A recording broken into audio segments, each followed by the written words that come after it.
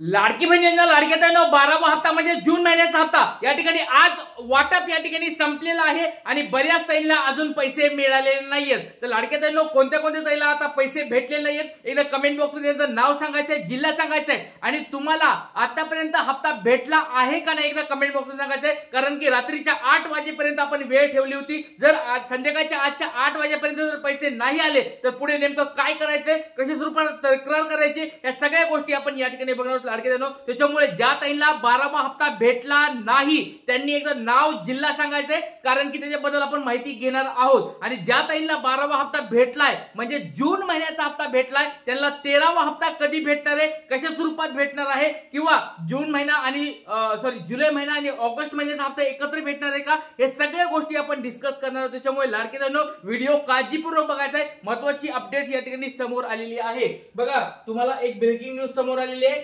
आणखी हप्ता मिळाला नाही, 12वा हप्ता आणखी मिळाला नाहीये, अशा जवळजवळ 40 लाखापेक्षा जास्त महिला बाकी आहेत। बघा लाडके बहिणींनो संख्या यावेळेस सर्वात जास्त आहे। मागच्या 1 वर्षात बघा जून महिन्यामध्ये काय झालेलं आहे, 1 वर्ष कंप्लीट झालेलं आहे आणि पहिल्या वेळेस एवढ्या साऱ्या ताई या ठिकाणी बाकी आहेत। कारण की ज्यावेळेस हप्ता वाटप सुरू होतो 3 ते 4 दिवसामध्ये पटपट पटपट सर्व लाडक्या ताईंना पैसे अकाउंटला येत असतात, पण यावेळेस असं पहिल्या वेळेस झालंय की एवढ्या साऱ्या ताई या ठिकाणी बाकी आहेत। जवळजवळ 40 लाखापेक्षा जास्त ताई या ठिकाणी बाकी आहेत, त्यांना अजून हप्ता भेटलेला नाहीये। तर मागच्या वेळेस जर बघितलं आपण गणित कोणाचं 11व्या हप्त्याबद्दलचं वाटपाचं जर बघितलं तर 2,52,00,000 ताई या ठिकाणी, त्याच्यापैकी जवळजवळ 2,47,00,000 ताईला पैसे भेटले होते। 2,47,00,000 ताईला पैसे भेटले होते। 5 लाख ताई त्या ठिकाणी त्यांनी वजा केले होते। एक कारण होते म्हणजे डीबीटी त्यांचं ऍक्टिव्ह नव्हतं। मग यावेळेस लाडक्या ताईंनो आता बऱ्याच ताई म्हणतात की सर आमचं डीबीटी पण ऍक्टिव्ह आहे, सर आमचं या ठिकाणी स्टेटस फॉर्मचं स्टेटस पण अप्रूव्ड आहे, आमच्या सगळ्या डॉक्युमेंट्स पण क्लिअर आहेत, सर आमचं सगळं कंप्लीट आहे, तरी पैसे काय येत नाहीयेत। तर याच्याबद्दल बघा लाडक्या ताईंनो जवळजवळ 40 लाख महिला अजून बाकी आहेत। तर तुम्ही म्हणत असाल की सर आमच्याकडे 4 चाकी वाहन पण नाही घरामध्ये, आम्ही सर गरीब आहोत, आम्हाला काय प्रॉब्लेम झाला एकदा चेक करा आणि सांगा। तर लाडक्या ताईंनो व्हिडिओ तुमच्या सगळ्यांसाठी असणार आहे, काळजीपूर्वक व्हिडिओ बघायचा आहे, खूप महत्त्वाची माहिती या ठिकाणी तुम्हाला मी देणार आहे। तर लाडक्या ताईंनो आता व्हिडिओला सुरुवात करूया। त्याच्यानंतर वितरण आता थांबलेलं आहे, एक लक्षात ठेवा लाडक्या ताईंनो वितरण आता थांबलेलं आहे। आता असं समजू नका की बाबा सर आता वितरण आता चालू होईल का, उद्या पैसे येतील का, नाही। आता तुम्हाला आशेवर ठेवण्यासारखं तर काही राहिलेलं नाहीये। वितरण आता शक्यतो पूर्ण थांबलेलं आहे। आता अजून काही वितरण तुमचं होणार नाही किंवा 1-2 दिवसात पैसे येणार असं काही होणार नाहीये। आता डायरेक्ट पैसे जर तुम्हाला भेटले तर डायरेक्ट पुढच्या हप्त्याच्या सोबत भेटणार। त्याच्यामुळे लाडके बहिणींनो व्हिडिओ काळजीपूर्वक बघायचा आहे। पण नेमकं तुमचा प्रॉब्लेम काय झालाय ना, असं नको व्हायला की तुमची लाडकी बहीण योजना बंद करून टाकली आहे आणि तुम्हाला पुढच्या वेळेस पण हप्ता भेटणार नाही, असं नको व्हायला। म्हणून व्हिडिओमध्ये मी तुम्हाला ज्या गोष्टी सांगणार आहे त्या व्यवस्थित ऐकून घ्यायच्या आणि त्याच्यानुसार आपल्याला काम करायचं आहे। तर लाडके बहिणींनो बघा, आणि 12वा हप्ता तुम्हाला अजून मिळाला नसेल काळजी करू नका, जवळजवळ 40 लाख ताई आता यावेळेस बघा असं समजू नका की बाबा मला एकटीलाच पैसे भेटले नाहीत, हिला पैसे भेटले, तिला भेटले, मलाच काय भेटले, असं नाही। महाराष्ट्रात पूर्ण महाराष्ट्रात जर विचार केला 40 लाख ताई अजून बाकी आहे। त्याच्यामुळे काळजी करायची गरज नाहीये। हा तुम्हाला काहीतरी कारणास्तव या ठिकाणी अजून ते कारण समोर आलेलं नाहीये। त्याच्यामुळे तुम्ही म्हणत असाल की सर हे कारण आहे का, ते कारण आहे का, तर अजून लक्षात घ्या लाडक्या ताईंनो कारण पुढे आलेलं नाहीये। कारण बघा सगळ्यात महत्त्वाची गोष्ट म्हणजे जे वितरणासाठी निधी उपलब्ध करून देत असतो तो निधी उपलब्ध करून दिला होता, GR पण काढला होता, म्हणजे जवळजवळ 3600 कोटी रुपये तुम्हाला मंजूर झाले होते। त्याच्यामुळे सरकारचं काही प्रॉब्लेम नाहीये। दुसरी गोष्ट टेक्निकल इश्यू झालाय का, काही तांत्रिक अडचणी आल्यात का, त्याच्यामध्ये पण काही प्रॉब्लेम झाला नाही। कारण की बाकीच्या ताईंना पैसे येतात, म्हणजे असं नाही की बाबा तुमचेच अडकलेत, म्हणजे टेक्निकल इश्यू झाला तर सगळ्यांचेच पैसे थांबत असतात, हे गोष्ट लक्षात ठेवा। मी सॉफ्टवेअर इंजिनियर आहे, ज्यावेळेस एखादा गोष्ट तांत्रिक इश्यू येतो, तांत्रिक अडचण येते किंवा टेक्निकल इश्यू येतो तर सगळ्यांचंच थांबतं। असं नाही होत की बाबा एकाला पैसे आले दुसऱ्याला येत नाही, दुसऱ्याला आले की तिसऱ्याला, असं नाही।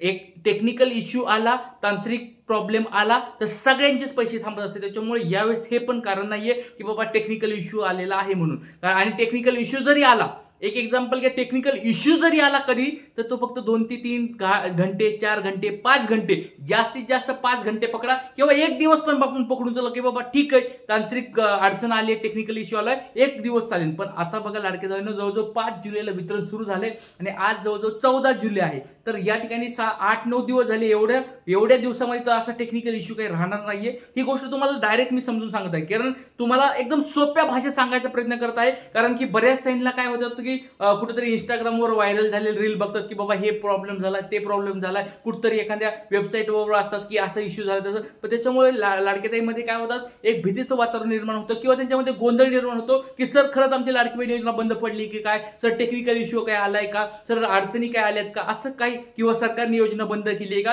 तर लाडक्या ताईंनो याचे सगळ्यांची मी उत्तर तुम्हाला देऊन टाकलेत. असं काही झालेलं नाहीये. आता मग नेमकं काय झालेलं ते आपण सगळ्या गोष्टी बघणार आहोत. त्याच्यामुळे लाडकी ताईंनो व्हिडिओ काळजीपूर्वक बघायचा, शेवटपर्यंत बघायचा आहे. चला आता सगळ्यात पहिली गोष्ट तुम्हाला एक लाडकी ताईंनो मी सांगणार आहे ते म्हणजे ह्या गोष्टी तुम्ही आता कंप्लीट करून घ्या. म्हणजे त्याचं उत्तर मला द्यायचं आहे. ज्या ज्या लाडक्या ताईंना अजून 12वा हप्ता भेटलेला नाही, कृपया करून हात जोडून एक विनंती आहे.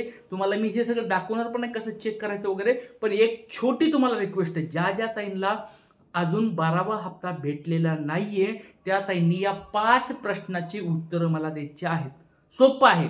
5 प्रश्नाचे जर तुम्ही उत्तर व्यवस्थित दिले, तुमचं नाव टाका, जिल्हा टाका आणि ह्या 5 प्रश्न मी जे विचारणार आहे त्याचे उत्तर कमेंट बॉक्समध्ये टाकायचे आहेत.